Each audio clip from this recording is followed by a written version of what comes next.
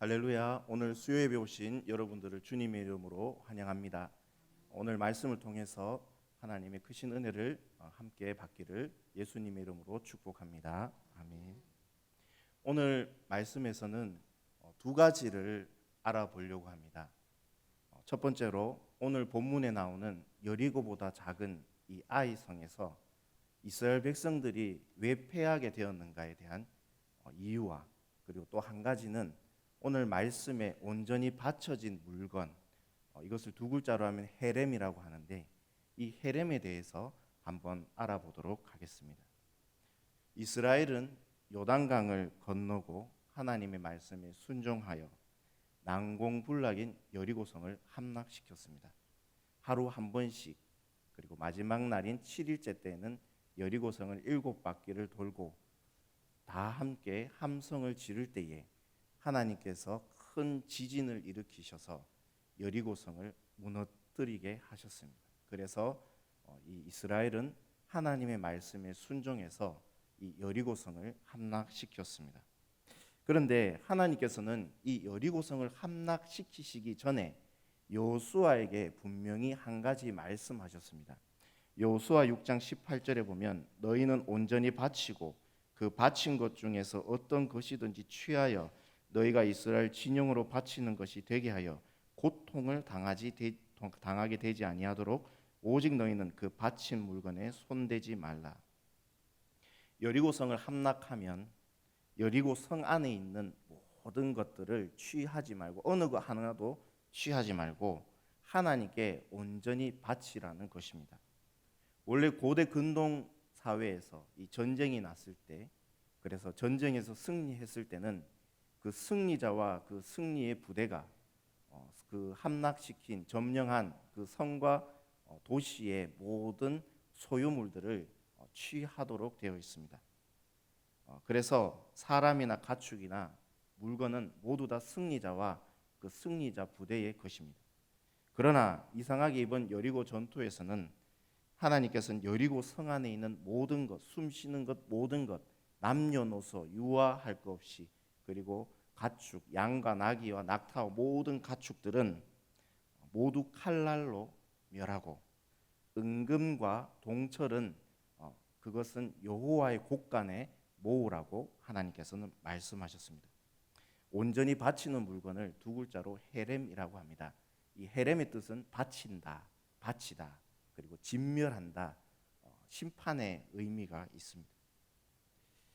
여리고는 하나님께서 보실 때에 이미 죄의 자정 능력을 완전히 잃어버렸고, 하나님께서 인내하시는데 그 인내하시는 선까지 넘어버릴 정도로 큰 죄들을 많이 지었습니다.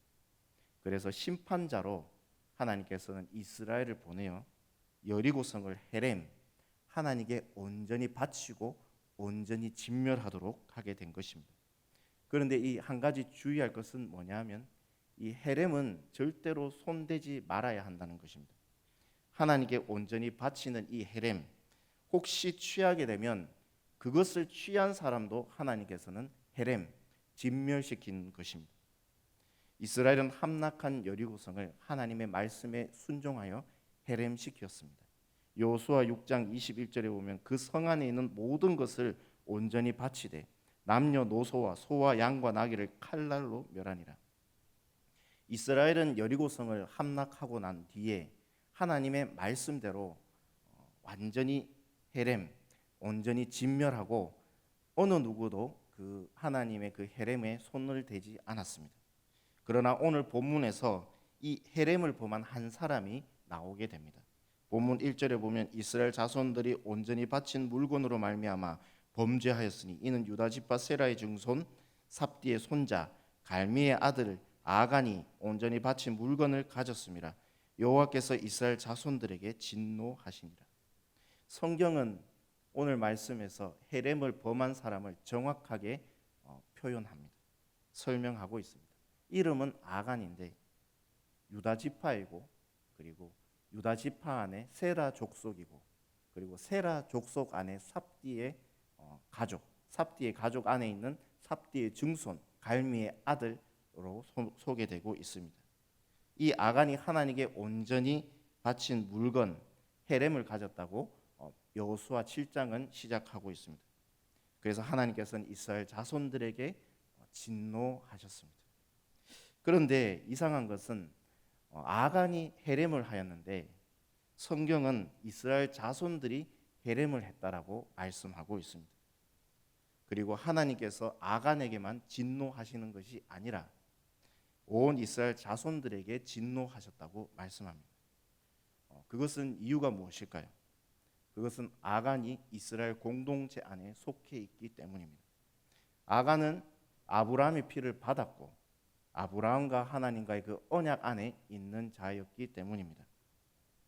제가 대학교 1학년 때 공놀이를 하자고 해서 그 교정 앞에서 족구를 한 적이 있습니다. 족구를 했는데 이리저리 막 뛰다가 공을 놓치고 막 이러다가 한 번은 놓치면 안 되겠다 해서 끝까지 한번 발을 버디뒀는데 디디다가 뭐가 거리게 됐어요. 발바닥에 뾰족한 돌이 하나 이게 찍혀가지고 그게 너무 아팠는데 뭐 통증이 좀 있다가 말겠지 이러고 이제 하고 이제 수업에 들어갔습니다. 들어갔는데 그 아픈 것이 자꾸 이제 신경이 쓰이는 겁니다. 신경이 쓰이고 이게 왜 통증이 안 났지 하면서 그런데 한 이틀 3일 지나도 안 났다가 걷는 게 조금 힘들어지더라고요. 걷는 게 조금 힘들어지다가 이상하다. 이거 왜 자꾸 아프지? 이러다가 한 일주일 정도 되니까 걷지를 못하겠다. 그래서 종아리가 이제 퉁퉁 붓게 되고 이래 안 되겠다 싶어서 집 가까이 있는 정형외과에 갔습니다. 정형외과에 가서 의사 선생님한테 보여주니까 의사 선생님이 우선 엑스레이를 찍고 오라. 그 엑스레이 이제 발을 이렇게 신발을 벗고 양말을 벗고 엑스레이를 찍었는데 그 방사선 기사 선생님이 저한테 이러는 겁니다. 사진을 보더니만 사람이 왜 이렇게 무식합니까? 이러더라고요. 그래서 전 처음 받는 사람인데 저한테 무식하다 하니까 제가 조금 화가 나서 왜 그렇습니까? 이렇게 물었습니다. 물으니까 아니 뼈가 부러졌는데 왜 이제 왔냐고 그러는 거예요. 그래서 뼈가 부러졌다고요? 이러니까 뾰족한 돌에 그냥 잠깐 찍혔는데 하여튼 뼈가 부러졌다는 거예요. 근데 왜 아팠을 텐데 왜 이제 왔냐고. 그 사진을 이렇게 보여주는데 이 발가락 뼈, 발가락 중간 뼈를 이제 중족골이라고 하더라고요. 그 중족골을 전 처음 들어봤는데 여기 뼈가 지금 보시면은 부러졌습니다. 그러니까 보니까 이 부러진 표시가 있더라고요.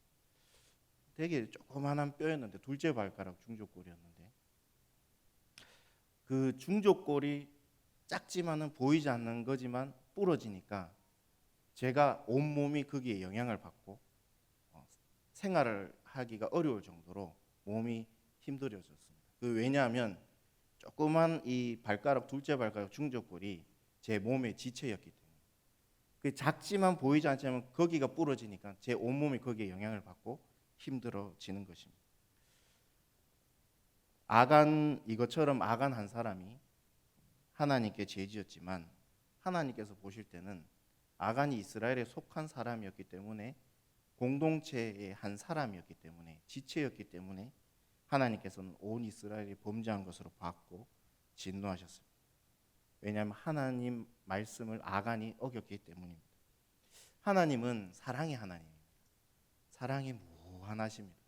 정해져 있지 않습니다. 우리가 그 사랑을 다 알 수도 없고 이해할 수도 없습니다. 그런데 동일하게 사랑이 한없으신 것처럼 하나님은 공의도 무한하십니다. 공의도 우리가 측량할 수가 없습니다. 우리가 이제 이해하기 쉽도록 제가 어떤 한 그림을 봤는데 새를 이렇게 하면서 새 날개 왼쪽에는 사랑, 오른쪽에는 공의 이렇게 해서 하나님이 그 사랑과 공의를 표현했는데 그거는 결국에는 사랑 50%, 공의 50%밖에 소개를 한 것이밖에 되지 않습니다. 그러나 하나님은 사랑 100%면서 공의도 100%입니다. 사랑이 곧 공의이자 하나님의 공의가 곧 사랑인 것입니다. 그래서 하나님은 불쌍한 자, 하나님은 불쌍히 보시고 우리를 불쌍히 보시지만 또 죄를 그냥 넘어가시느냐? 넘어가실 수가 없습니다. 하나님은 공의하신 분이기 때문에 이 죄를 얼마만큼 싫어하시냐면 미워하시고 경멸하신다. 이렇게 말씀하십니다. 그래서 이번에 1절에서 보면 아간이 그 온전히 바친 물건을 범했을 때 하나님은 아간뿐만 아니라 온 이스라엘에 뭐라고 말씀하시나요? 진노하시느니라. 진짜가 이게 떨릴 진짜입니다. 뭐 지진할 때 그 진짜도 쓰고 진동할 때도 그 진짜를 쓰고. 근데 떨리는데 화나다 노자. 그래서 떨리면서 화가 난 거예요. 왜 우리가 이게 주체하지 못할 때 바로 이게 떨게 되지 않습니까? 하나님은 아간이 그 지은 죄가 하나님은 공의하신 분이기 때문에 죄를 그냥 넘어가시는 분이 아니시기 때문에 죄를 경멸하시는 분이기 때문에 아간은 그냥 그렇게 대수롭지 않게 여겼을 것입니다. 근데 하나님은 그 죄를 진노하셨어요. 떨면서 주체할 수 없는 어떤 그 큰 분노가 하나님 앞에 있으셨던 것입니다. 이것도 모르고 여호수아는 여리고성을 점령한 뒤에 바로 다음 취할 성을 이렇게 정했습니다. 바로 아이성입니다. 이 아이성은 여리고로부터 약 18km 떨어졌습니다. 우리가 이해되기 쉽게 우리 대동교회에서 경산 쪽으로 영남대까지가 한 12km 정도 된다. 그거보다 조금 더 멀리 떨어졌어요. 걸으면은 한 4시간 반 정도 되는 그런 거리에 있는 성인데 이 성은 또 여리고성과 다르게 여리고성은 평지에 있는 성인데 이 아이성은 이 산 위에 있는 성입니다. 산체에 있는 이런 성이기 때문에 올라가서 취해야 되는 성입니다. 그래서 이 여호수아는 아이성을 목표로 삼고 이 정탐꾼을 보냈습니다. 정탐꾼을 보내고 정탐꾼이 보고한 내용은 이렇습니다. 본문 3절에 보면 여호수아에게로 돌아와 그에게 이르되 백성을 다 올라가게 하지 말고 이 3,000명만 올라가서 아이를 치게 하소서. 그들은 소수이니 모든 백성을 그리로 보내어 수고롭게 하지 마소서 하며. 아이성은 정탐꾼의 보고처럼 그리 작은 성은 아닙니다. 2, 3,000명으로 쉽게 취할 수 있는 성도 아닙니다. 왜냐하면 여호수아 8장에 보면 그 성 안에 군인들이 12,000명이 있었습니다. 그리고 산 위로 올라가서 취해야 되는 그런 어려운 성입니다. 그리고 3km 떨어진 데는 베델이라는 이 성이 있는데 거기서 언제든지 이렇게 보강을 군사들을 보내줄 수 있는 그런 거리에 있는 성이었습니다. 그런데 이 여호수아 이스라엘은 불가능한 이 여리고성을 하나님 말씀에 순종해서 취했기 때문에 아마 이 아이성을 쉽게 본 것 같습니다. 그래서 여호수아는 기도로 하나님께 묻지 않고 바로 3,000명의 군사를 보내서 이 아이성을 점령하도록 했습니다. 그러나 예상과 다르게 이 이스라엘 3,000명의 군인들이 이 아이성에 도착했을 때 아이성에서 그것을 보고 성문을 활짝 열고 이들에게 공격했습니다. 그런데 이들과 싸움을 붙다가 이 이스라엘이 뭔가 잘못된 것 같다는 생각이 든 것입니다. 왜냐하면 칼을 휘두르고 이 창을 휘두르는데 힘이 들어가지가 않는 것입니다. 그리고 이렇게 칼과 창을 치면 자꾸 이게 요리조리 잘 피하는 것입니다. 그런데 오히려 반대로 이 아이성 사람들 약하다고 생각했는데 치는 곳곳마다 칼로 맞고 창을 막는데 힘이 너무나 들어가고 결국에 이쪽 저쪽에서 죽는 소리가 이렇게 하나둘 나면서 이 군사들이 이스라엘 군사들이 추풍낙엽처럼 막 쓰러지는 거예요. 예상과 다르게 이런 상황을 이제 겪자 이 이스라엘 군사들은 너무나 당황스럽고 놀라서 아이성 사람들에게 등을 보이고 이제 이스라엘 진영으로 다시 도망가게 되는데 이 도망갈 때 산 비탈을 이게 내려가면서 이 도망을 올라왔기 때문에 그런데 거기서 내려가면서 막 치는 겁니다. 그러니까 막 너무 이게 뒤돌아볼 여유력도 없고 막 옆에서는 죽고 저기서도 죽고 죽는 소리가 나고 막 창을 찌르고 칼을 찌르고 이런 상황에 뭐 정신없이 막 허겁지겁 이제 이스라엘 진영으로 돌아오게 됐습니다. 그래서 완전 마음이 물처럼 녹아버렸습니다. 이 상황을 이제 여호수아에게 보고를 했습니다. 여호수아는 이 소식을 듣고 너무 놀랐고 충격적이었습니다. 그래서 너무 슬퍼서 옷을 찢고 해가 저물도록 여호와의 궤 앞에 엎드렸습니다. 그리고 하나님께 이렇게 부르짖습니다. 본문 7절에 보면 이르되 슬프도소이다 주여 여호와여 어찌하여 이 백성을 인도하여 요단을 건너게 하시고 우리를 아무리 사람의 손에 넘겨 멸망시키려 하셨나이까. 우리가 요단 저쪽을 만족하게 여겨 거주하였더라면 좋을 뻔하였나이다. 여호수아는 하나님께 왜 우리를 이렇게 하실 것 같았으면, 우리를 이렇게 죽이고 패하게 하실 것 같았으면 왜 우리를 이 땅으로 보내셨습니까? 차라리 저 루벤과 갓과 므낫세 반지파가 있는 저 목초지가 있는 저 요단 동편에서만 있었어도 우리가 이렇게 패하지는 않았을 것입니다. 이렇게 하소연하는 것입니다. 여호수아는 하나님의 뜻을 도저히 알 수가 없었습니다. 그리고 여호수아는 이 전쟁에서 패한 것이 참 슬펐는데 또 걱정이 되었는데, 왜냐하면 지금 이스라엘이 이제 패한 소식을 듣고 가나안 연합군들이 이제 연합해서 이스라엘 치면 아이 성에도 이렇게 졌는데 가나안 민족들이 연합해서 이제 이렇게 이스라엘을 침공하게 되면 여호수아 생각에는 완전히 전멸당할 것 같은 그런 불안함이 너무나 컸습니다. 그래서 이제 하나님께 이렇게 막 하소연을 하는데, 그러나 또 여호수아는 한 가지 더 있는 것이, 더 슬펐던 이유는 뭐냐면, 더 겁이 났던 게 뭐냐면 여호와의 이름이 먹칠을 당할까 봐 그것이 너무나 걱정되었어요. 하나님께서 여기까지 출애굽시키고 요단강을 건너게 하시고 여리고성을 무너뜨리게 하셨는데 갑자기 가나안 땅 들어와서 한 방에 그냥 전멸당하게 되면 여호수아가 생각할 때 여호와의 이름이 어떻게 되느냐는 것입니다. 그래서 이렇게 걱정하고 하소연할 때 하나님께서 이번 아이성 전투에서 왜 패했는지를 여호수아에게 알려주십니다. 본문 11절에 보면 이스라엘이 범죄하여 내가 그들에게 명령한 나의 언약을 어겼으며 또한 그들이 온전히 바친 물건을 가져가고 도둑질하며 속이고 그것을 그들의 물건들 가운데 두었느니라. 하나님께서는 여호수아에게 정확하게 이번 아이성 전투를 왜 패하게 됐는지 이유를 말씀해 주십니다. 그것은 바로 이스라엘이 하나님 앞에 범죄했기 때문입니다. 어떻게 범죄했습니까? 하나님께서 또 정확하게 하게 주시는데, 하나님의 온전히 바친 물건을 취하지 말라고 했는데 하나님께서 말씀하시기를 도둑질했다. 그리고 다 드린 것처럼 너희들이 했는데 다 안 드렸다. 너희들이 나를 속였다. 이렇게 하나님께서 말씀하셨습니다.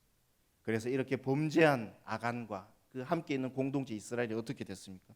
본문 12절에 그러므로 이스라엘 자손들이 그들의 원수 앞에 능히 맞서지 못하고 그 앞에서 돌아섰나니 이는 그들도 온전히 바친 것이 됨이라.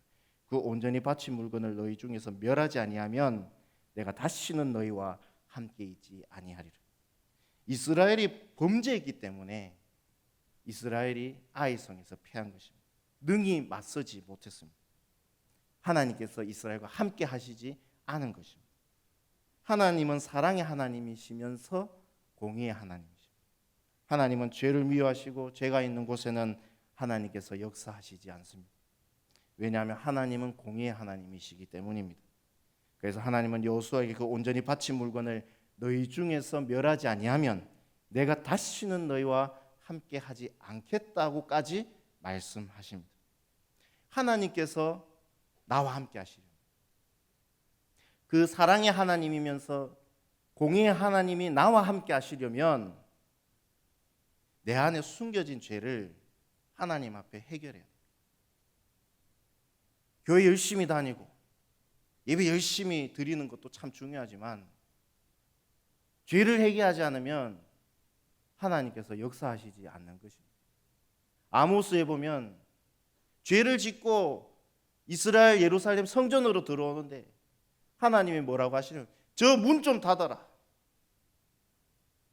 슈립문을 닫아라. 하나님 들어온 게 너무 싫은 겁니다. 죄 짓고 회개하지도 않고. 그러니까 하나님은 공의 하나님이시기 때문에 죄가 있으면 우리 안에 죄가 있으면 우리한테 역사하시지 않으십니다. 하나님은 인격적이신 분이기 때문에 우리에게 죄를 깨닫게 하십니다. 너 이런 죄 지었어. 순간 걸어가다가도 아 맞다. 하나님 가르쳐주십니다. 네 그때 그런 말 했잖아. 사람 상처 줬잖아.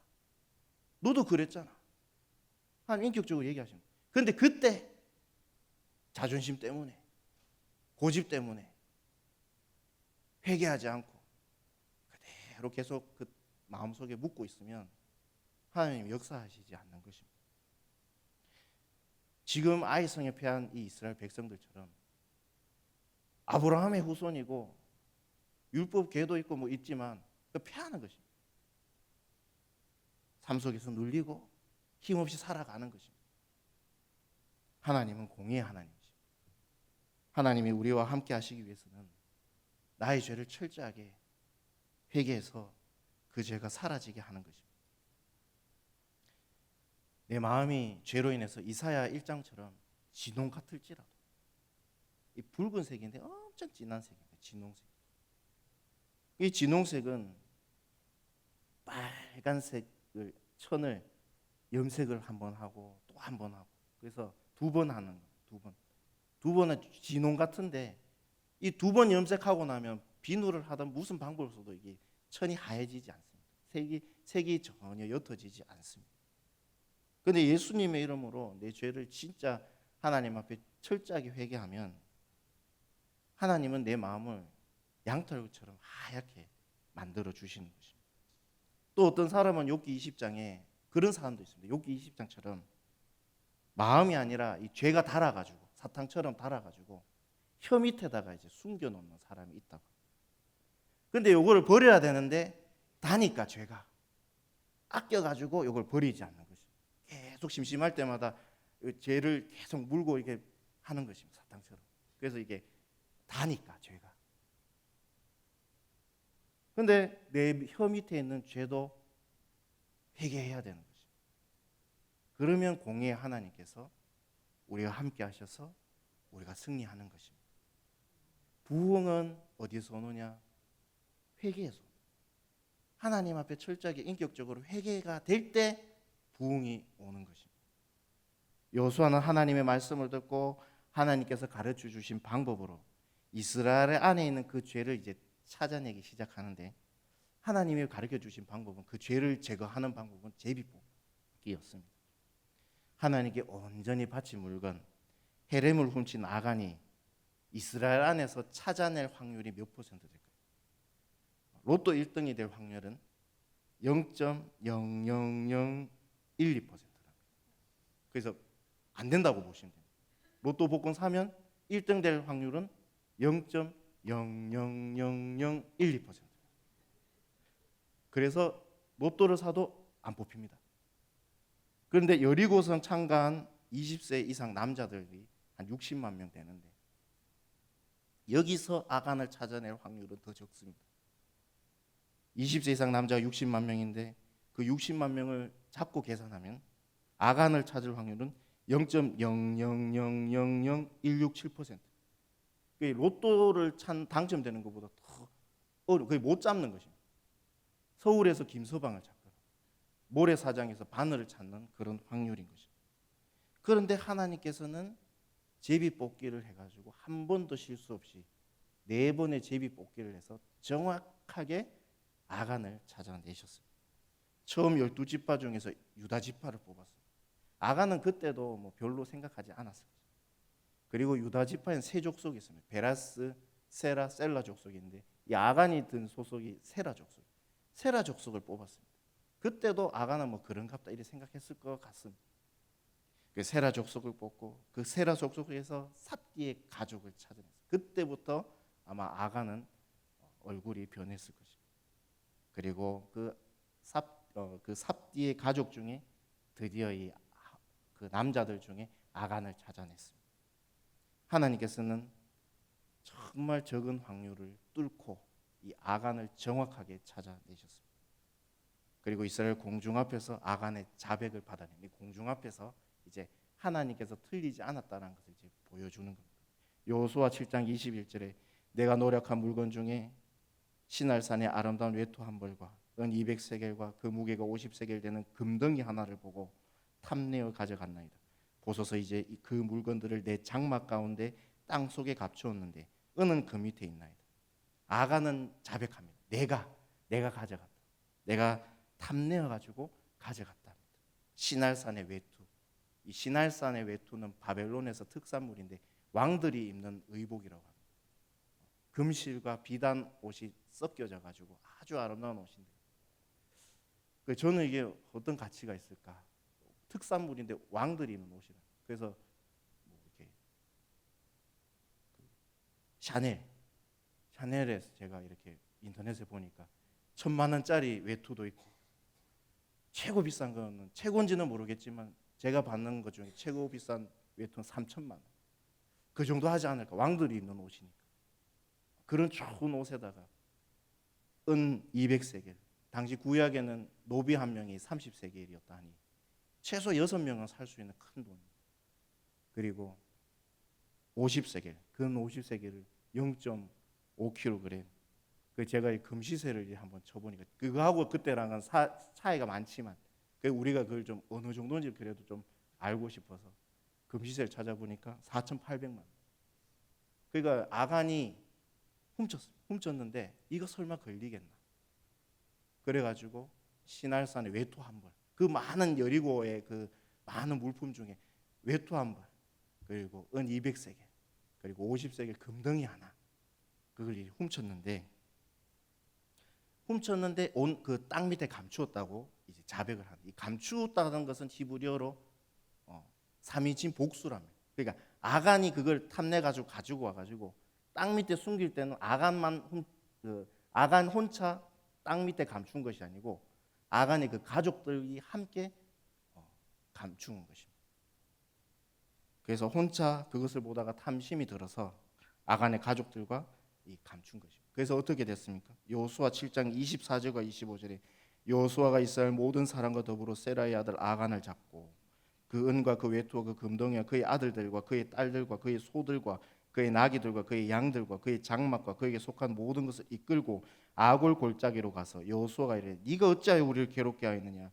여호와께서 오늘 너를 괴롭게 하시리라 하니 온 이스라엘이 그를 돌로 치고 물건도 돌로 쳐 불사르고 헤렘에 손댄 자는 헤렘과 동일하게 진멸당합니다. 그래서 아간은 물론이거니와 아간의 아들들과 아간의 딸들도 돌에 치고 불에 사르고 아간의 소유물까지 소, 나귀, 양들과 아간의 모든 것들이 온 이스라엘이 돌로 치고, 이 돌로 친 거 투석형 사형인데 이 돌로 쳐서 죽인 것입니다. 그래서 불로 살랐습니다. 여리고성은 하나님께서 진멸하실 정도로 헤렘하실 정도로 악이 관영했고 그것에 손을 댄 아간과 그의 가족들과 모든 돌과 불로 진멸시킨 것입니다. 그래서 이스라엘 안에 있던 죄를 이제 해결했습니다. 그리고 여호수아 8장에 가면 이스라엘은 하나님께서 함께 하셔서 아이성을 함락시키게 됩니다. 무엇이 이스라엘을 아이성에서 패하게 만들었습니까? 무엇이 하나님이 이스라엘을 멀리하게 되셨습니까? 오늘 여호수아서 말고도 바로 죄입니다. 그래서 오늘 이 여호수아서 말고도 헤렘이 구약에 2번 정도 더 나오는데 사무엘상 15장에 나옵니다. 하나님께서 사울에게 아멜렉을 치라 하셨습니다. 모세가 이 아멜렉을 이제 강야 생활을 이스라엘 데리고 가다가 이 아멜렉이 후미를 쳤습니다. 왜 후미를 왜 쳤냐면 거기 노약자들이 있고 거기 어린이들이 있고 약한 자들이 있는데 이 아멜렉이 굉장히 간사해가지고 전쟁에서 승리하고 취하려고 물건들을 그 후미를 친 것이. 그때 죽은 사람들이 노약자고 아이들이고. 그 하나님은 그 죄를 기억하고 계셨던 거예요. 시간이 지나도 기억하고 계셨던 거예요. 그래서 사울 왕에게 아멜렉을 헤렘해라, 진멸해라 이렇게 말씀하시면서 모든 호흡 있는 것들을 다 칼로 멸하고 그리고 절대로 거기에 손대지 마라 이렇게 말씀하셨는데 이 사울은 자랑하고 싶어서 탐심이 생겨서 아멜렉 왕을 죽이지 않고 아각을 데리고 왔습니다. 왜냐하면 선전해야 되니까 내가 이게 잡아왔다고 죽여야 되는데 데리고 오고 살찌고 기름진 소와 양은 가지고 온 것입니다. 그 사무엘에게 이렇게 책망을 받고 질책을 받고 시간이 지나서 길보아 산에서 이 사울 왕이 헤렘 당하게 되는 것입니다. 또 한 가지는 열왕기하 25장에 나오는데 남유다가 계속해서 하나님 말씀에 계속 불순종했어요. 우상 숭배하지 마라. 하나님께 돌아오라. 그런데 들은 채도 안 하는 겁니다. 어떻게 하다 보니까 이제는 하나님도 섬기고 우상도 섬기고 그렇게 많은 선지자를 보내고 선지자도 죽이고 이렇게 불순종하다가 결국에는 이제 망하게 되는데 성벽이 허물어지고 성문이 불에 타고 심지어 유대인들은 절대 그 생각은 하지 않아요. 하나님의 영광이 성전은 안 무너진다. 하나님이 계시는데 이 성전이 어떻게 무너져? 그런데 하나님께서는 심판자로 이번에는 바벨론 제국 느부갓네살 왕을 예루살렘으로 들어가게 합니다. 그래가지고 이 느부갓네살 왕이 하나님의 그 심판의 대리자로 예루살렘 성전을 허물고 불에 태워버려요. 이건 뭐냐? 하나님께서 성전을 불에 태우신 것입니다. 해렘시킨 것입니다. 왜? 죄가 관영했는데 그 회개하지 않고 그대로 자정 능력도 잊어버리고 그렇게 말씀을 어기고 살아갔기 때문에 공의의 하나님께서 예루살렘 성전을 해렘하신 것입니다. 그 이야기가 열왕기하 25장 9절에 나오는데 여호와의 성전과 왕궁을 불사르고 예루살렘의 모든 집을 귀인의 집까지 불사르고 시대장에 속한 갈대아 온 군대가 예루살렘 주위의 성벽을 헐었습니다. 이거 충격적인 이야기입니다. 공의의 하나님은 이스라엘이고 이스라엘이 아니고 가네. 공의의 하나님이시기 때문에 죄가 있으면 그 죄를 미워하시고 회개하지 않으면 해렘시켜버리는 거죠. 성벽은 물러거니와 심지어는 성전까지 불사르고 다 깨버렸습니다. 신발을 신고 다 망치로 다 부셔뜨리고. 왜냐하면 하나님은 사랑의 하나님이시지만 또한 공의의 하나님이시기 때문입니다. 하나님은 사랑의 하나님이시기 때문에 죄인된 우리를 너무나 사랑하시고 무한하게 사랑하시고, 그런데 공의의 하나님이시기 때문에 우리 죄를 또한 미워하시는 것입니다. 경멸하시는 것입니다. 그래서 우리를 사랑하시지만 가까이 할 수 없는 것입니다. 그래서 하나님은 공의 하나님이시기 때문에 죄 덩어리인 우리를 보시면 해렘시켜야만 했습니다. 그래서 하나님은 자신의 하나밖에 없는 아들 독생자 예수 그리스도를 이 세상에 죄는 없으시지만 죄인의 모양으로, 사람의 모양으로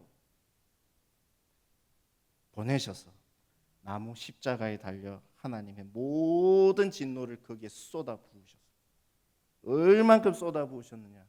온 인류의 모든 죄와 그리고 앞으로 세대마다 짓는 모든 죄를, 그 진노를 하나님은 자신이 사랑하는 그 아들 예수 그리스도 그 십자가에 퍼부으셨던 것입니다. 그래서 예수님의 살이 나의 죄 때문에 찢어졌고 예수님의 피가 나의 죄 때문에 나무 아래 십자가로 흘러가게 된 것입니다. 쏟아졌습니다. 그래서 우리는 나 대신 해렘당하신 예수님 덕분에 하나님 앞에 나의 모든 죄를 용서받았고 의인이 되었습니다. 그래서 이제 공의로우신 하나님 보좌 앞으로 우리는 의인이 되어 담대히 나갈 수 있게 되었고 서로 하나님의 보좌 앞으로 나아가자고 담대히 격려할 수 있게 된 것입니다. 히브리서 4장 16절에 그러므로 우리는 긍휼하심을 받고 때를 따라 돕는 은혜를 얻기 위하여 은혜의 보좌 앞에 담대히 나갈 것입니다. 아골 골짜기에서 아간과 그의 가축들이 돌에 치고 투석형을 당하고 그것도 모자라 불에 태워져서 해렘당하여 여호수아와 이스라엘은 그 자리에 큰 돌 무더기를 세웠습니다. 여호수아 7장 26절에 그 위에 돌 무더기를 크게 쌓았더니 오늘까지 있더라. 여호와께서 그의 맹렬한 진노를 그치시니 그러므로 그곳 이름을 오늘까지 아골 골짜기라 부르더라. 아간과 그의 가족들이 해렘당하니까 하나님이 그제서야 하나님의 진노를 거두셨습니다. 이게 진노만 해도 엄청난 화인데 하나님께서는 그 앞에 맹렬한이라는 단어까지, 죄를 너무 미워하신 이스라엘이 이 돌무더기를 보고 탐심으로 멸망당한 아간의 죽음을 기억할 것입니다. 해렘당할 때 하나님의 진노가 그친다는 것도 알게 되었습니다. 이처럼 동일하게 죄인인 나에게 쏟으신 하나님의 진노가 그치게 된 것이 바로 예수님의 그 십자가임을 우리는 깨닫게 됩니다. 우리는 오늘 말씀 통해서 두 가지를 생각하면 좋겠습니다. 첫 번째로 내 혀 밑에 내 마음속에 숨겨둔 죄가 있다면 반드시 예수님의 이름으로 회개하셔야 합니다. 그 해결하지 못하면 공의로우신 하나님께서는 나와 가까이 하지 않으십니다. 역사하시지 않는 것입니다. 나를 돕지 않으십니다. 아간의 죄가 드러나듯이 하나님 앞에 내 죄를 드러내고 인정하고 예수님의 이름으로 반드시 회개해야 합니다.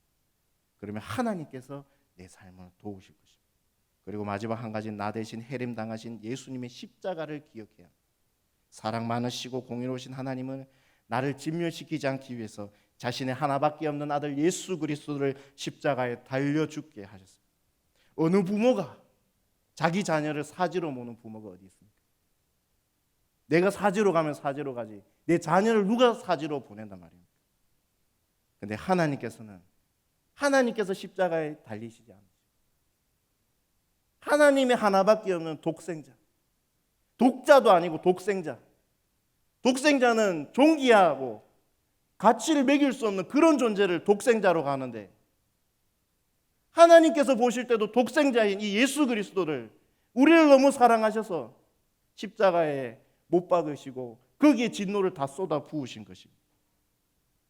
하나님의 가장 큰 사랑의 표현, 하나님의 가장 공의로운 표현, 이 십자가 말고는 달리 다른 표현은 아무것도 없는 것입니다.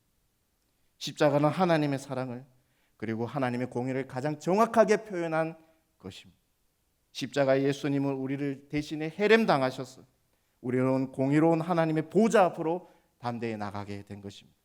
우리가 이 고난 주간 가운데 예수님의 그 십자가를 바라보면 십자가를 통해서 하나님의 사랑과 은혜 그리고 회개하는 심령 받으셔서 능력 있는 삶, 승리하는 삶 사시기를 예수님의 이름으로 축복합니다. 아멘. 기도하겠습니다.